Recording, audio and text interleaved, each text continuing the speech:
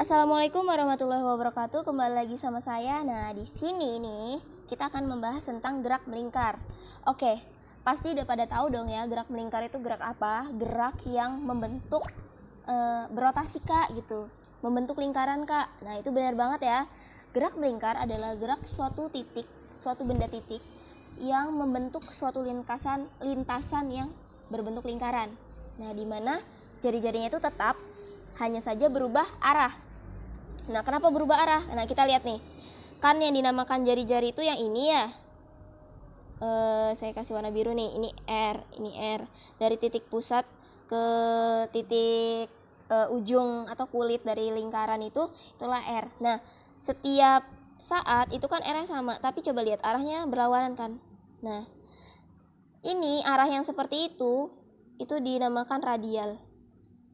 Nah, kita udah tahu nih pengertian dari gerak melingkar. Nah, sekarang coba saya kasih tahu nih ilustrasi tentang gerak melingkar. Oke. Ini bukan punya saya ya, mudah-mudahan bisa membantu memahami. Nah, ternyata gerak melingkar ini kalau kita nih, ini kan dalam bentuk bidang gitu, kita ngelihatnya bentuknya kayak di papan tulis gitu ya. Nah, tadi kalau kita putar tadi, nah ternyata tadi bentuknya itu seperti naik turun. Nah, gitu kan. Nah, dikatakan posisi pada titik yang benda itu melingkar, itu nih. Ini misalkan titik awalnya ini. Nah, terus dia bergerak tuh ke atas. Berhenti. Nah, yang dinamakan posisi itu yaitu omega T, atau kita bisa sebut dengan sudut biasanya. Kayak gitu ya. Jadi kebayang ya. Jadi sebenarnya tuh gerakannya tuh kayak gitu, seperti ilustrasi tadi. Dan ternyata itu kalau kita putar itu tuh gerakannya itu seperti naik turun aja kayak itu. Menarik kan ya. Nah, itu adalah gerak melingkar.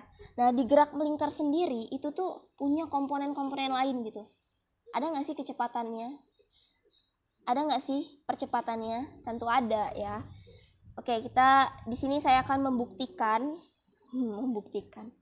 Oke. Nah, di sini saya udah tulis nih. Jadi, kalau ini kurang paham akan saya hapus. Nah, jadi gerak melingkar itu kan kita pada tahu ya.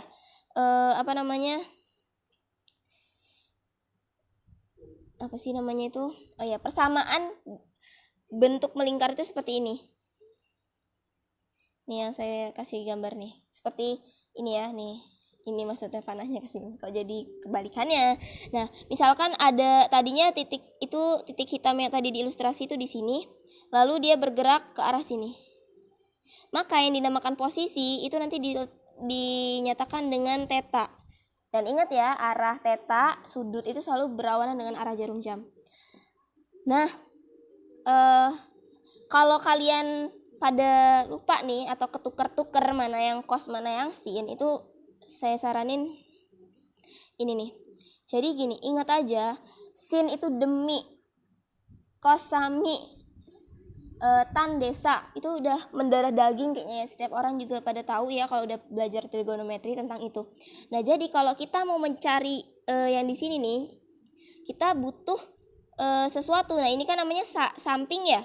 Samping, ini samping sudut. Ini apa, hipotenusanya atau apa sih, sisi miring.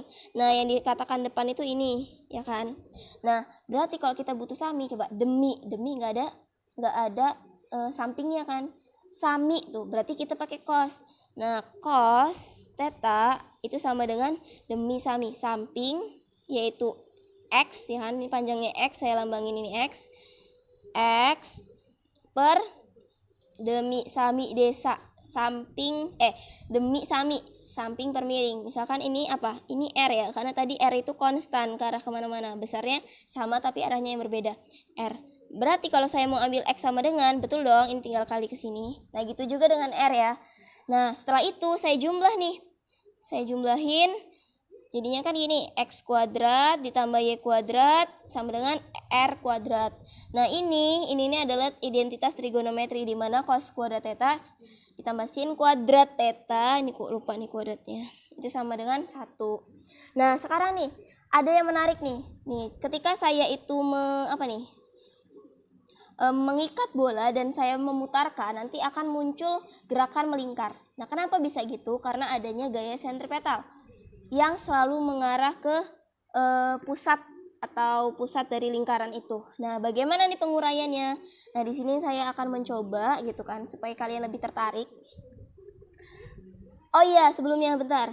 Jadi, yang tadi saya katakan, saya udah nyebutin apa belum? Saya lupa. Jadi gerak melingkar itu kan gerak yang membentuk lintasan melingkar kan. Tapi ada satu tambahan lagi, gerak ini merupakan contoh dari gerak 2 dimensi. Tuh. Makanya ada sumbu X, ada sumbu Y gitu. Nah, nih tadi kita udah dapetin ini ya. Kita dapetin ini. Nah, kita turunin nih dx per dt. Ingat nih, SVA, saya selalu ngingetnya dulu itu kayak gini. Dari SMP ya, SMA gitu. Posisi diturunin jadi kecepatan, turunin lagi jadi percepatan. Nah, ketika kita menurunkan ini, berarti R ini kan dianggap konstanta ya. Berarti kalau kita turunin, berarti jadi apa? Oh ya, ada not lagi nih di sini. Theta di sini, tadi di simulasi dibilang ini kan ya, theta sama dengan omega T gitu. Nah, omega dikali T. Nah, ini dari mana? Kalau kalian ingat GLB itu S sama dengan V dikali T, ini ada ada keterkaitan lah antara kedua itu. Nah, jadi di sini saya akan sorry. Di sini akan saya ubah ini jadi ini ya. Saya hapus aja lah ya. Aduh. Kalian pasti udah pada ngerti. Amin. Nah, ini jadinya R cos, sorry ya teman-teman semua, cos omega T. Yang ini itu sama dengan R sin omega T.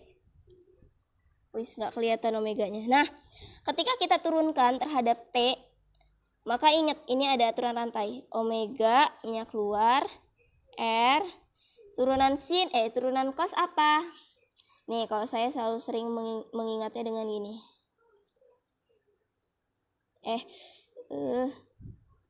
Nah, gini. Jadi kalau pasti atas bawah itu negatif. Turunan cos min sin. Berarti ini min sin omega T.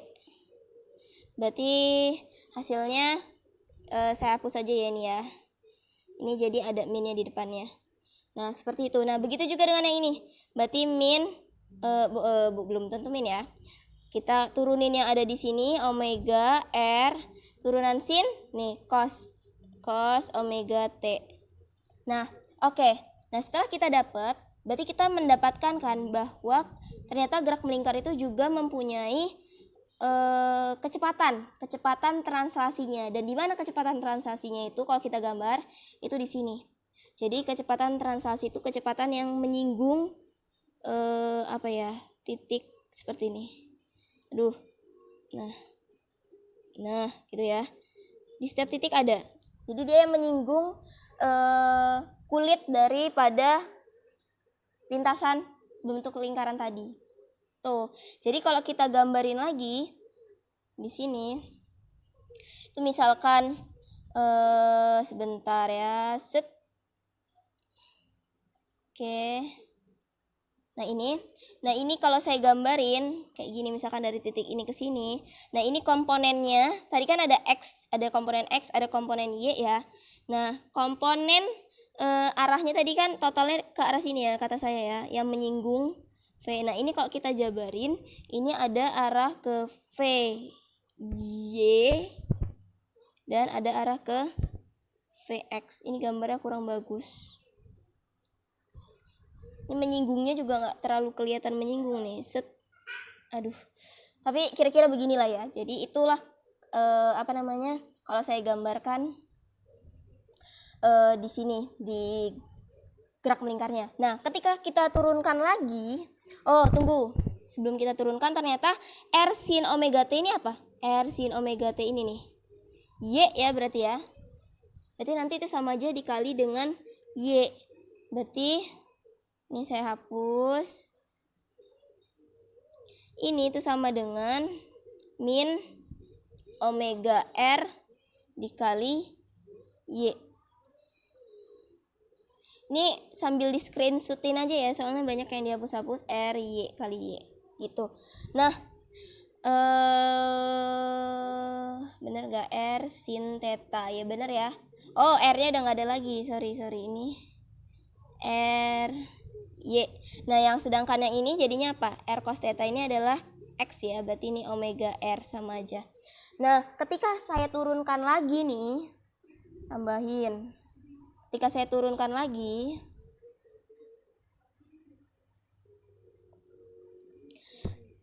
misalkan A kita nyarinya kan, turunan dari kecepatan kan A ya, itu adalah dv, kita cari juga per itu ya, per ini dt. Nah, tadi kita peroleh V-nya itu adalah ini, kita lihatnya yang ini aja nih, yang ininya sebelum kita masukin min omega R sin omega T. Sebentar, ini kalau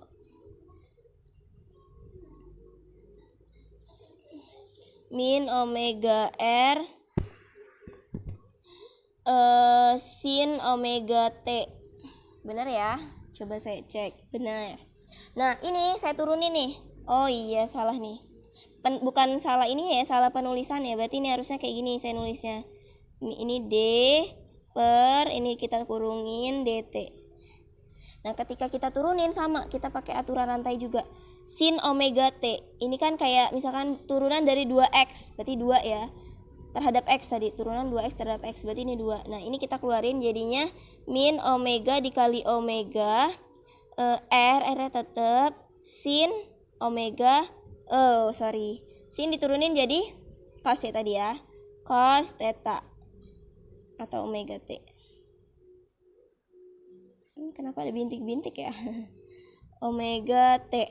Nah, berarti ini kalau kita tulis min omega kuadrat R cos omega T, dimana R cos omega T ini adalah X ya tadi ya. Coba saya ganti warnanya deh. Ini adalah X. Jadi dia hasilnya min omega kuadrat X. Nah, gimana dengan yang Y? Ini X-nya ya. Gimana dengan yang Y? Kita ganti warnanya ungu. Berarti itu sama aja. Sebentar. Ini sama aja turunan dari VY-nya per dt, dimana VY-nya tadi omega R cos theta omega T gini kan ya. Kalau kita turunin sama dengan W-nya keluar, jadi W kuadrat R cos dikurunin jadi min sin ya, min sin omega T. Jadi min omega kuadrat R sin omega T, dengan R sin omega T ini adalah apa? Y. Jadi hasilnya min omega kuadrat Y. Nah, sekarang kita lihat nih. Ternyata karena tadi itu ternyata dalam gerak melingkar itu mempunyai percepatan. Nah, percepatan inilah yang nanti kita sebut dengan percepatan sentripetal. Nah, jadi gini. Kalau kita totalin, ingat dalam vektor kayak gini nih, kita totalin ya. Berarti AX kita tambahin dengan AY itu sama dengan A total. A total ini nanti disebut dengan A sentripetal. Nah, AX-nya itu tadi ini min omega kuadrat X ditambah min omega kuadrat Y. Min semua ya, betul. Nah, terus itu AS. Nah, ini kalau kita keluarkan omeganya, berarti kan min omega kuadrat, ini hasilnya apa? Ini hasilnya X ditambah Y, ya nggak sih? Ya kan ya, kali ke dalam minus semuanya. Ini sama dengan A. Nah, ini ingat, ini kalau dalam vektor ini kita lambangin dengan R. Posisi di sumbu X atau bisa di buku itu ada yang menuliskannya juga begini nih. X I topi Y J topi. Ini kan tadi vektor ya, sebenarnya semuanya vektor ini. Ini nggak saya tulisin vektor aja. Nih, ini tadi saya nulis A-nya vektor, V-nya vektor. Berarti X-nya posisinya juga vektor. Berarti kalau vektor itu ketika kita uraikan besaran sama arah, jadinya kayak gini. Nah, ini kita lambangi dengan R kan. Nah, di sini kita peroleh bahwa di atas saja ya, bahwa A sentripetal itu adalah min omega kuadrat. Sebenarnya min itu menandakan selalu berlawanan dengan arah jari-jari. Jari-jari kan arahnya keluar ya, radial ya. Nah, kalau ini arahnya masuk karena dia menuju pusat bumi kan ya tadi ya, pusat bumi lagi kan, sampean salah. Ini kuadrat nih. Kuadrat dikali R. Nah, inilah yang menyebabkan adanya gaya sentripetal gitu. Nah, sebelumnya ini hubungan V ini ya rumusnya ya. V itu rumusnya ini kalau kita turunin. Nah, seperti itu. Jadi di sini saya tuh mau nunjukin loh bahwa gerak melingkar itu adalah gerak 2 dimensi, di mana kita bisa menentukan hubungan antara gerak translasinya yang berupa posisi, kecepatan, terus percepatan dengan besaran-besaran yang ada di rotasi gitu. Nah, selanjutnya kita akan bahas tentang ini, keterkaitan hubungan ya, atau persamaan, perbedaan simbol aja, tapi sebenarnya maknanya sama. Nah, misalkan nih, di translasi kita melihat tadi ya, posisi itu dapat digambarkan dengan S, R, bisa juga X, bisa juga Y, tergantung koordinatnya. Nah, kalau rotasi tadi dilambangkan dengan sudut, bisa theta, bisa pi gitu. Dengan theta itu macam-macam, bisa omega t. Kalau dia fase awalnya 0, kalau dia memiliki fase awal berarti kita kasih sudut lagi di sini. Seperti ini misalkan. Nah, kayak gitu. Nah, terus kecepatan di translasi itu namanya V. Di rotasi itu namanya omega. Percepatan itu A. Di sini lambangnya alfa atau percepatan sudut. Sini ada gaya yang membuat gerak lurus. Di sini ada yang membuat torsi ya, momen gaya, sorry.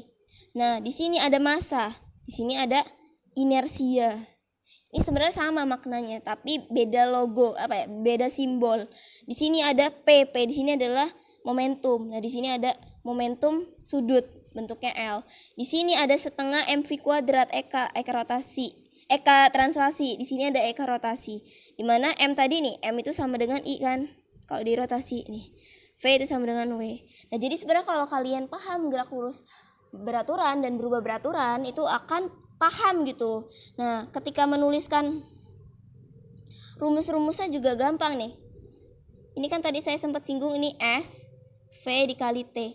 Sebenarnya cuma beda logonya aja, beda logo kan teman-teman, simbol. Nah, sama pada saat gerak melingkarnya itu beraturan, itu dia apanya yang konstan? V-nya yang konstan ya. Di gerak lurus kan gitu ya, V-nya konstan. Kalau di sini berarti omeganya konstan. Konstan. Nah, terus apa lagi? Kalau di sini apa yang konstan? Kalau di sini percepatannya ya, menghemat, A-nya konstan. Oh, sorry. Karena di sini melingkar berarti alfanya yang konstan. Kayak gitu. Sama nih sebenarnya. Ini kan biasanya kita anuin VT gitu ya. Nah, F itu apa? M kali A. Nah, kalau tadi torsi ya, M itu tadi apa? I. A ini apa? Alfa. Jadi rumusnya ini. Jadi kalau kalian paham ini dan paham yang hubungan ini akan mudah gitu untuk mengingat rumus-rumus dalam besaran-besaran pada gerak melingkar gitu. Nah, ini nih, S sama V ini sebenarnya sebanding gitu. Tapi butuh sesuatu ini yang membuat mereka sama, yaitu apa? R kali R semua. Jadi ingat aja, S itu lawannya apa kok di rotasi? Theta. V apa lawannya? Omega. Alfa apa? Apa? Alfa. Kaliin aja R. Itulah rumusnya. Kalian pasti ingat kan yang gerak misalkan kayak gini. ini apa sih namanya? Misalkan nih di dalamnya ada roda, sini ada roda, itu ternyata omeganya sama. Itu kan pakai omega adalah sama dengan V per R. Nah, itu dari mana? Itu dari sini. Masih banyak lagi sih terkait rotasi, tapi saya bahas sampai sini aja. Mudah-mudahan bermanfaat. Billahi taufiq wal hidayah. Wassalamualaikum warahmatullahi wabarakatuh. Semangat semuanya.